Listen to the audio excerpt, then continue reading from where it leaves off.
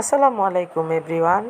দেখুন এই যে সাগরদিঘির ভাইরাল সেই গাছটা অনেকেই অনেক দিন ধরে যাচ্ছে, কিন্তু আমি ভাবছিলাম যে যাবো, গিয়ে এই ভাইরাল জায়গাটা একটু দেখে আসব। ছোটোবেলা এদিকে অনেক যেতাম, খুব ভালো লাগতো এই রাস্তাটা। আর সে আগের দিকে এখন আর নেই, এখন অনেক ছোট হয়ে গেছে, চারদিকে বাড়িঘর করে। আগে কিন্তু অনেক সুন্দর ছিল, চারদিকে একেবারে খোলামেলা, কোনো বাড়িঘর কিচ্ছু ছিল না। এই যে এই রাস্তা দিয়ে ছোটোবেলা হেঁটে হেঁটে আমাদের নানা বাড়ি যেতাম, প্রায় সপ্তাহে 1 দিন 2 দিন, মাসে 4-5 দিন এভাবে যেতাম। খুব ভালো লাগতো, এই দিঘির মধ্যে গিয়ে অনেকক্ষণ বসতাম।